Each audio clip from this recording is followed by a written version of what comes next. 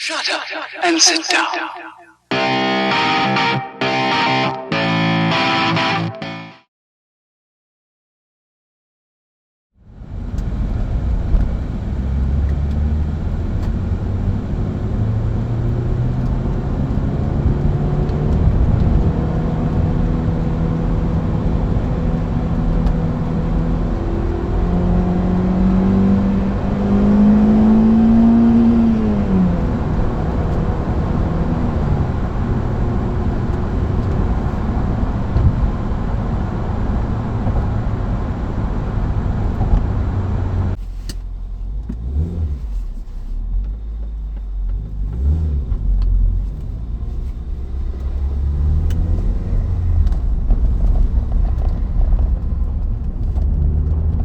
Oh, hello and welcome to a North Wales side-by-side video. I had a very interesting comment the other day asking, how does the MR2 compare to the GR YARIS Sport in the respect of the way it handles? So it's a good question. But what you need to remember is they're two totally different cars. The GR Sport, it's a 2023 hybrid front wheel drive with GR developed suspension that handles phenomenally well, and it's a car that actually, for a modern car, it's very, very good. It's a car that talks to you when you're driving. You can feel what's going on with the front wheels. MR2. Remember, this car was designed in the late 90s and manufactured late 99 to 2006. And it's a proper parts bin special. They didn't develop suspension for this car specifically for this car. They're bits of other Toyotas that they were already making. So there's bits of Mark 1 YARIS on the suspension. There's bits of all sorts on it. There's bits of some Japanese Toyotas that we never even saw in the United Kingdom. Some of the ball joints are unique to some of the Japanese domestic market vehicles.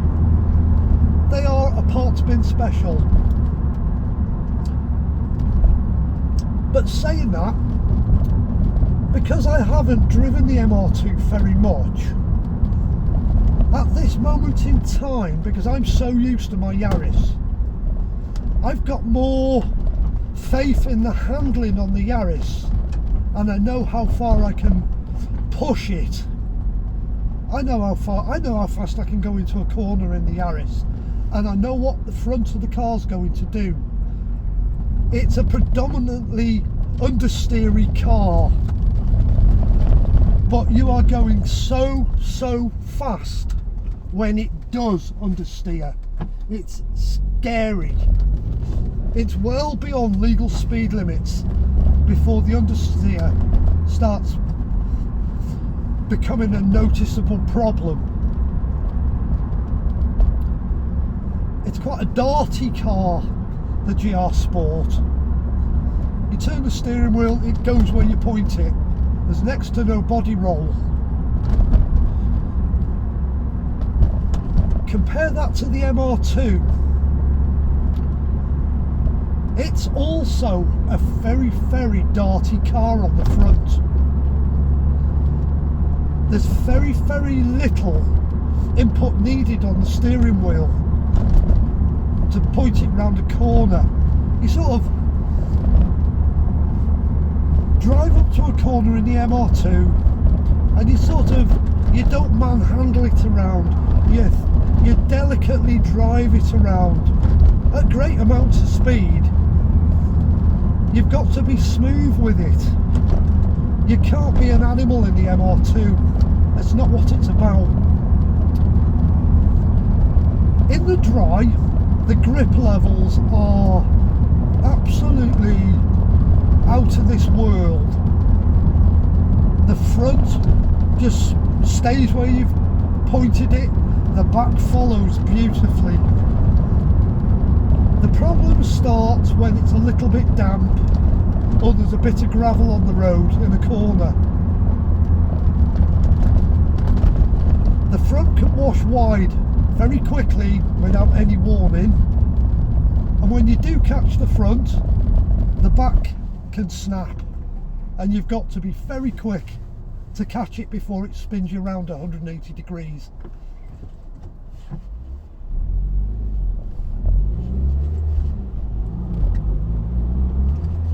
I've had a few close shaves in it, driving it in the wet, where it gets very, very lively if you're pushing too hard. It can get quite a lively little car to drive. A lot of fun to drive. But I think if you're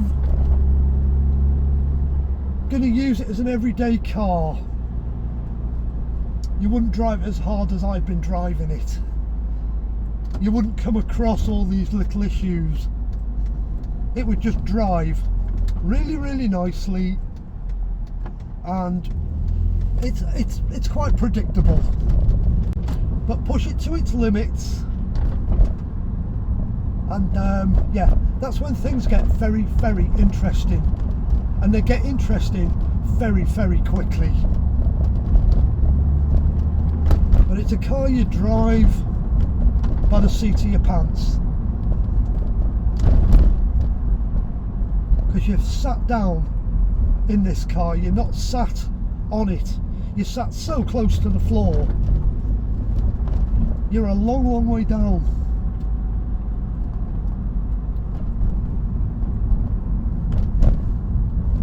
Now, visibility, that's another issue I've got with the GR.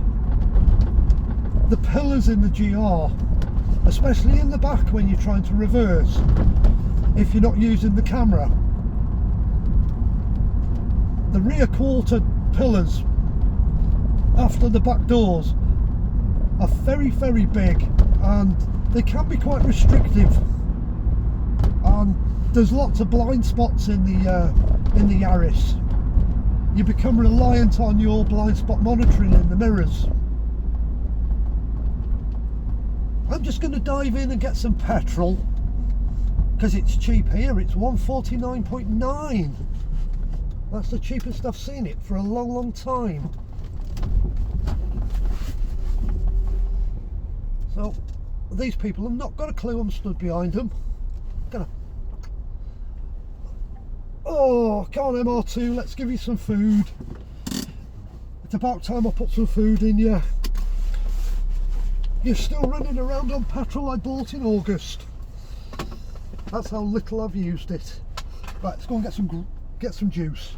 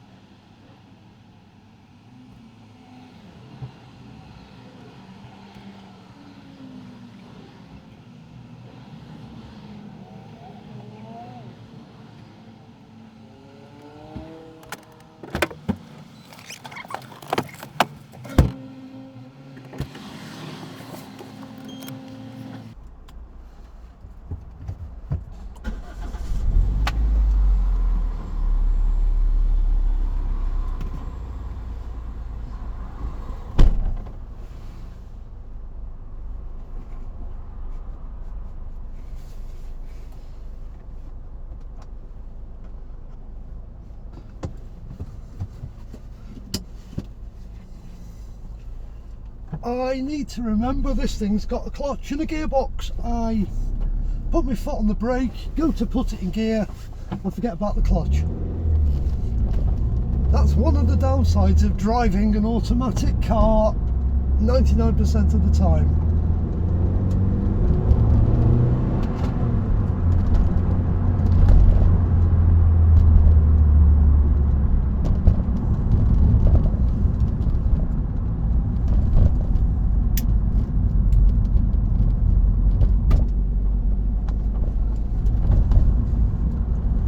Now, considering this thing is 23 years behind in suspension technology compared to the YARIS,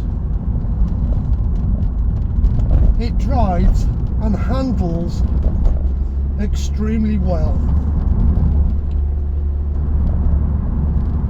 It's just that it's not as predictable in the wet as the YARIS is.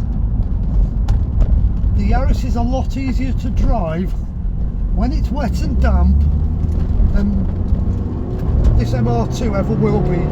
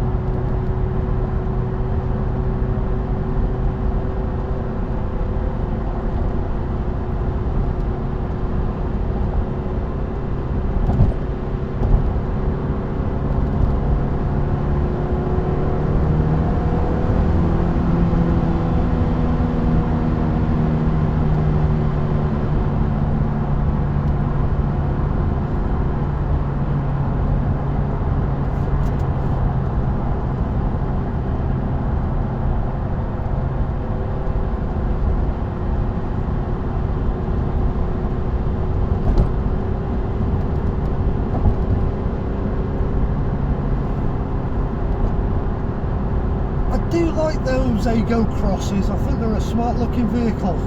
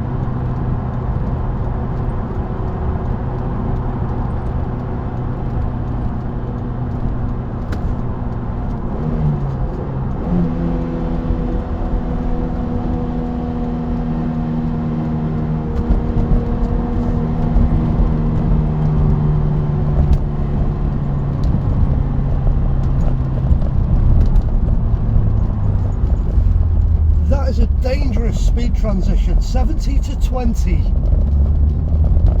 That is makes this slip road really, really dangerous.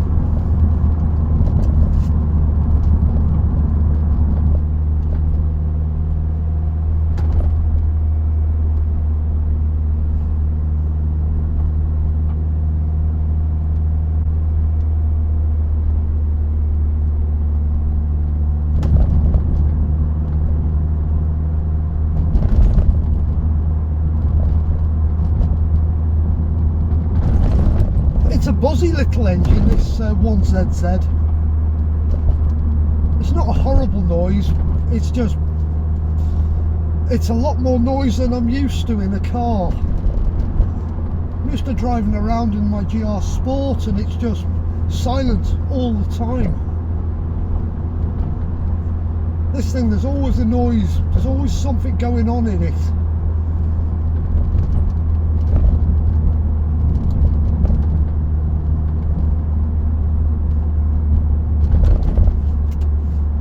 The suspension control in this is not as good as the GR Sport. The GR Sport's a lot better controlled. Even though it's as hard, if not harder than this, the suspension's a lot better controlled.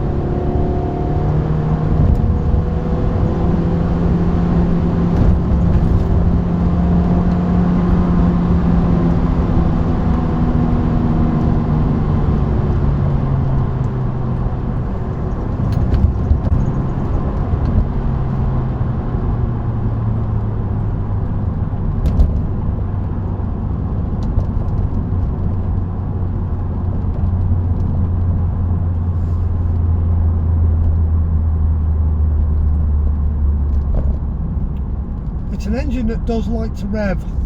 It really, really likes to rev.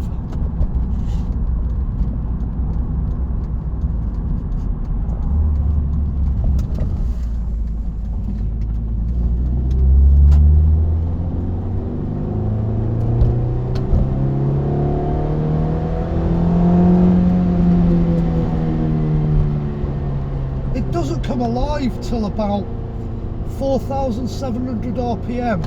Below that it's really sedate.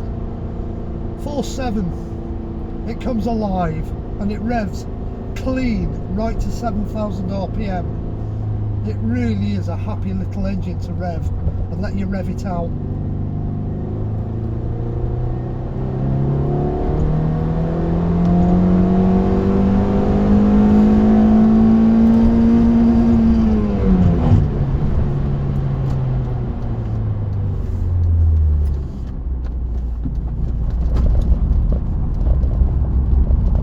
Give a monkey's about bouncing off the rev limiter. Just tells you it's time for another gear, and I just want to carry on revving and I want to carry on pulling. It's a lot of fun. Stick this on the right road and you will cover a lot of distance very quickly, very safely.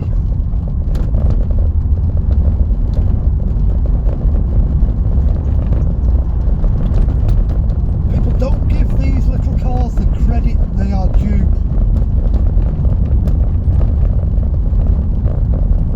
It wasn't a car I really considered until earlier this year when I was looking for a project. And to be honest, I was looking for Porsche Boxsters. But I'm really pleased I didn't buy a Porsche and I decided to stay with a Toyota and buy a mid-engine Toyota, because I don't think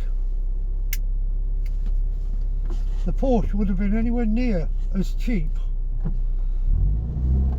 to restore as this thing was.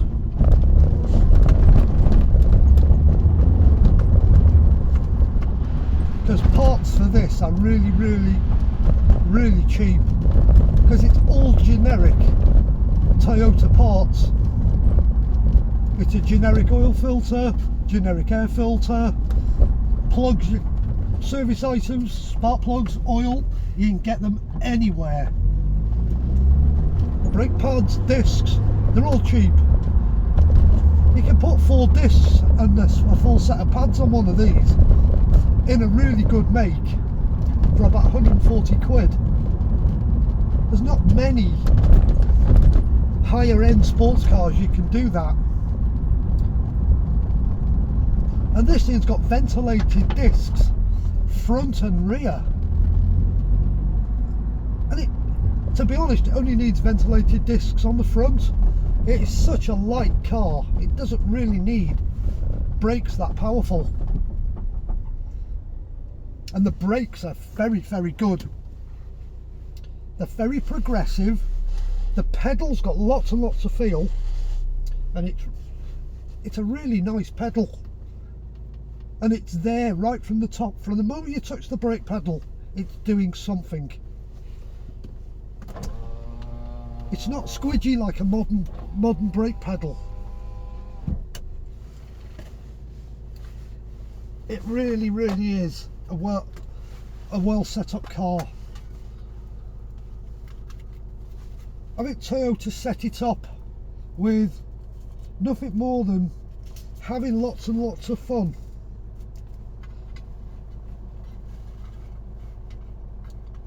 Because every time you get in this car, it's an adventure. Every drive is an adventure.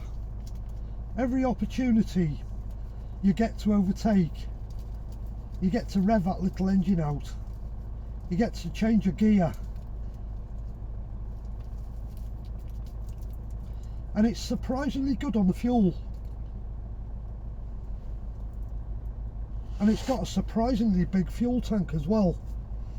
It holds 55 litres, the fuel tank does. So you've got an absolutely amazing range. You've got 3.5–400 mile range in one of these.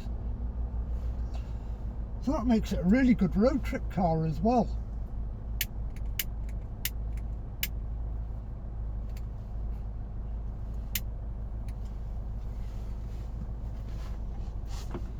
And I've got every intention of next summer doing World Tour number 2 and going up to do the NC500 in this MR2, and really want to take it up to Scotland next year and have some fun with it. And I'd like to avoid the motorway as much as possible. I know it's not impossible, but I don't want to be on the motorway all the time. I think my plan is drive it up past Blackpool and the lakes on the M6, and then cut across the Yorkshire Moors, Newcastle, skirt the bottom of Edinburgh, and then work my way up the east coast of Scotland up towards Inverness, and then pick up the NC500 and do what we did in the YARIS up in Scotland this year. I mean, that's going to be a really good road trip. And again, I've got enough room in the car to take what I need. I can get my tent in, my camping gear, my cooking gear, and I reckon it'll be a really good fun trip.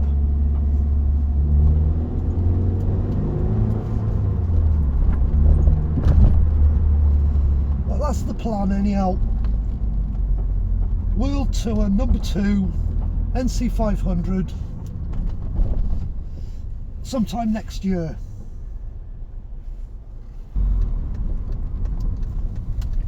Thing is, once you've driven one Toyota, it doesn't matter which Toyota you get into, the seating position's always perfect, pedal position's always good, you can always find a comfy place to be. And I'm 6'1", and I fit really nicely into this MR2. I'm not struggling for space. That's one thing I've got plenty of in here. The cabin's really, really roomy.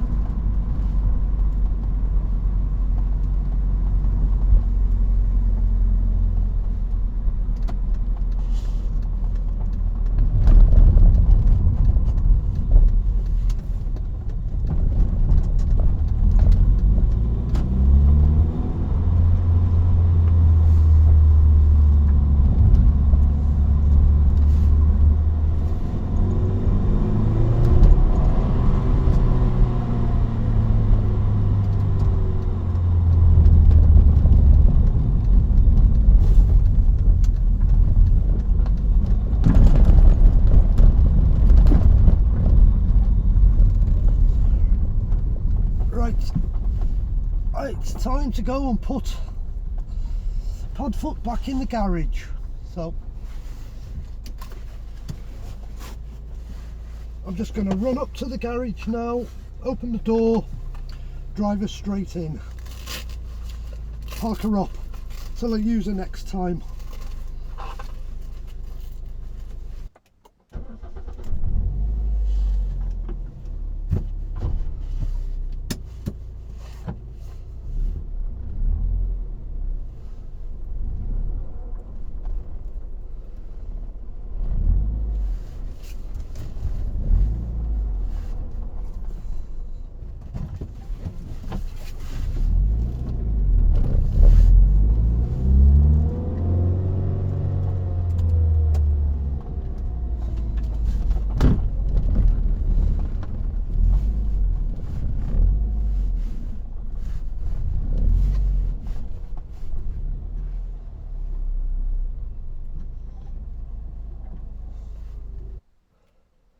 Conclusion: I wouldn't want to use this car as an everyday car, but you could use it as an everyday car if it's your only car.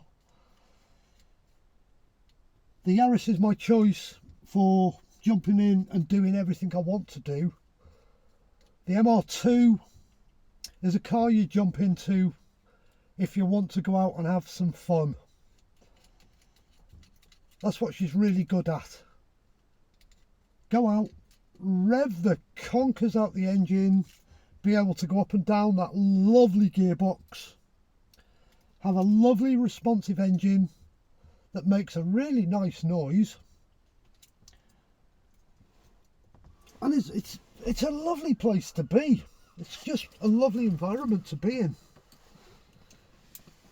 It's not a car you jump in and think, oh God, I don't want to be here. Everything just works. Everything is just what you expect in a small, cheap, two-seater sports car. With the roof up, there's very, very little wind noise now. Since I've adjusted the roof and I've got both roof latches latched properly, adjusted properly, the whistle's gone that I had through the soft top. The heater's really, really good. In typical Toyota fashion, it's either on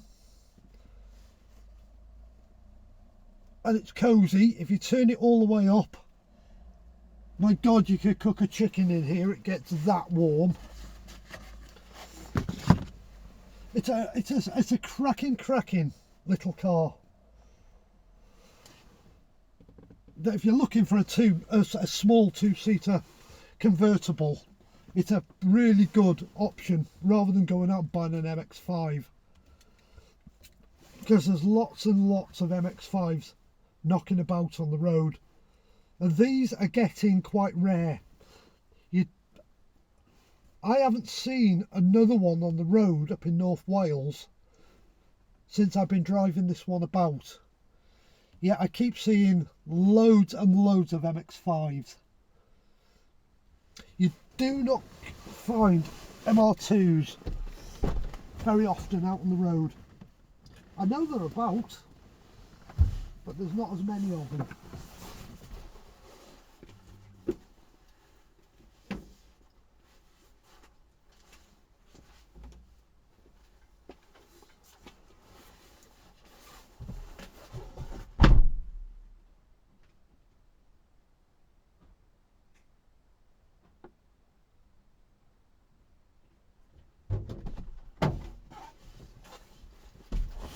Right, that's me done. She's parked up in the garage, she's safe, she's sound. I'm going in. I've got work at 4:30, so that's MR2 comparison to GR Yaris comparison done, and a few thoughts on how she drives. Thanks for watching.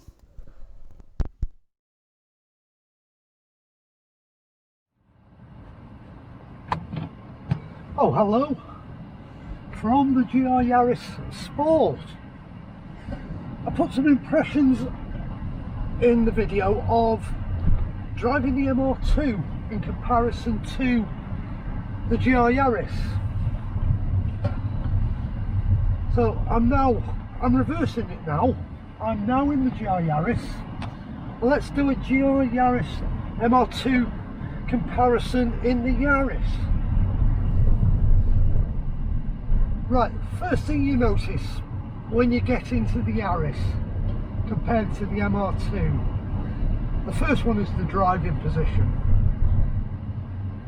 You're sat a lot higher up in the Yaris than you are in the MR2. In the MR2 you are on the floor. You're really low down in the cabin and it cocoons you. You just feel like you're in something special. Driving position's just unique.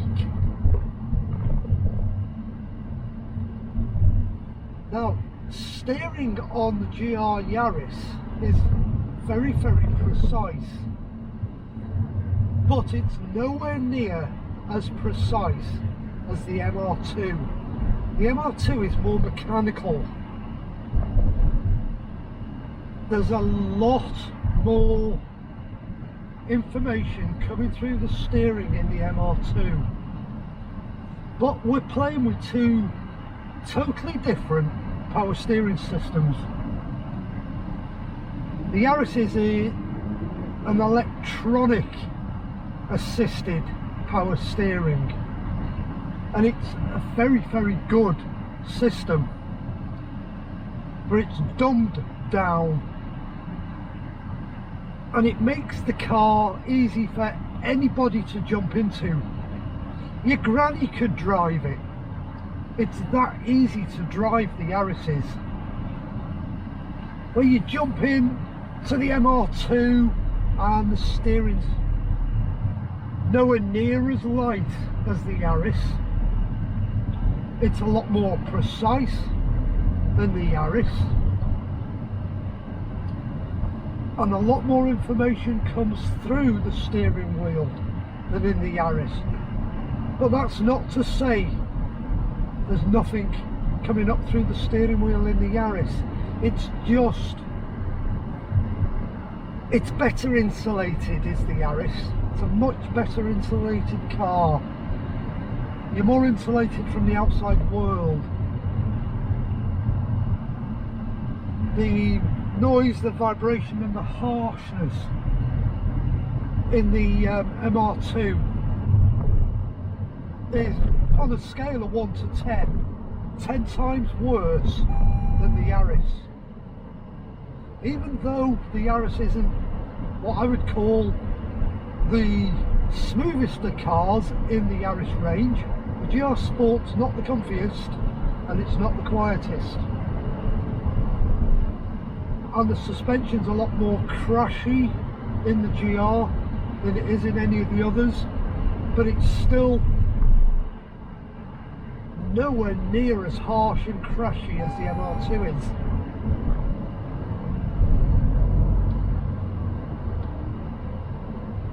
I'll let the motorcyclist go past. Don't mind motorcycles overtaking me. They're quite within their rights.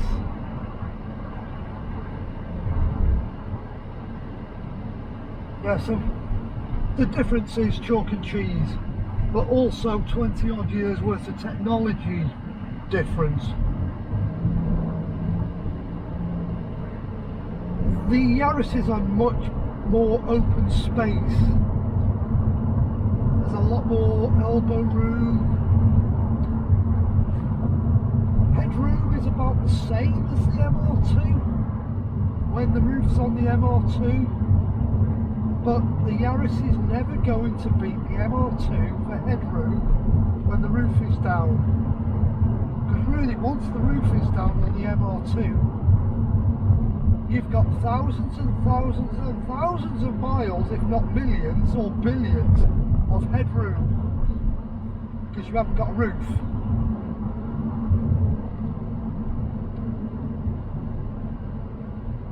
There is wind noise in the MR2, which you're going to get in a soft top sports car.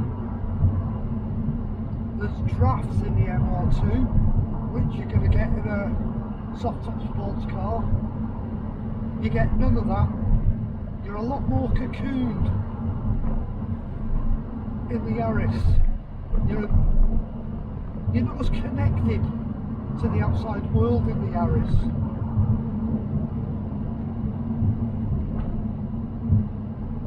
And I think of the two of them, the MR2 is the easier of the two cars to place in a corner. And the only reason why I'm saying that is I can see the ends of the bonnet. I can see where the headlights sort of come up. In the Yaris, when you're in your normal seating position, you can see the bottom of the windscreen, the edges of the wiper blades, and the bonnet just disappears. You cannot see the bonnet at all. It's impossible. Even when you come forward, you can't see the front of the Yaris. It just all disappears off. It's gone. But the MR2's got that lovely long bonnet, and you can see it, so it's a much easier car to place in corners. So if you're driving 10/10 and you're using sight lines to place a car, now the MR2 wins,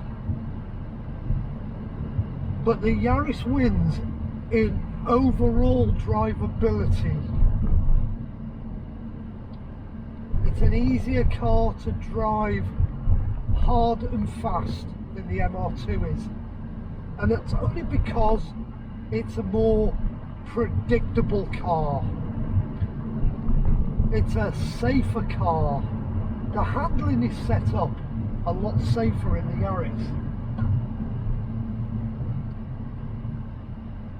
The Yaris will tell you when it's not happy. The MR2 won't. It just lets go. When the front lets go, it just goes. There's no warning. It's totally reliant on mechanical grip. And once the mechanical grip has gone, it's gone.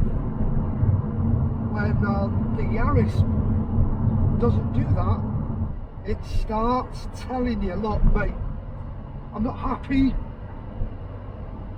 slow down, look, I'm gonna let go, but it's gonna let go predictably. The front might go a little bit wide, where the MR2 just, it's gone. And if you catch the front with the MR2, the back will let go. The back's just bang, gone. You're going round in a circle. The Yaris doesn't do that. They're chalk and cheese, and they're 20 odd years worth of technology different. Characteristics. This thing is just one of the easiest cars you'll ever jump into and drive. It is an easy car to drive, this Yaris is. And it does take some of the fun out of driving, because whatever you ask it to do, it's going to do. Where the MR2, you have to plan what you're going to do. You have to think about it. Am I in the right gear? Do I need to brake for this corner? Do I need to settle the car down?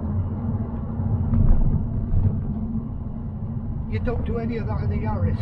You just drive it round the corner. The Yaris is the better everyday car. It's the more practical of the two. That's quite obvious. 4 doors, seats 5 people. It's got a boot that you can get things in. Where the MR2 is, 2 doors, a little bit of storage behind the seats, a little bit of storage under the bonnet, but most of that's taken up with spare wheel, wheel brace, jack, fire extinguisher, tools, and it doesn't leave you a lot of room in the front. But they're both good cars, they're both fun cars to drive, but in totally different ways. One's fun because you've got put lots of effort into driving it and it's satisfying to drive. That's the MR2. One's fun because it's easy to drive, and it's easy to drive hard, and it's easy to drive fast. But they're both equally fun. And if I was going to mark them out of 10, they're actually both going to get, in my personal opinion, the MR2 is going to get a solid 8.5 out of 10 just for driver appeal and engagement. The Yaris is going to get a 10 out of 10 because it's an engaging car to drive, it's a fun car to drive, it's a simple car to drive. And it's only getting 10 out of 10 because of them reasons.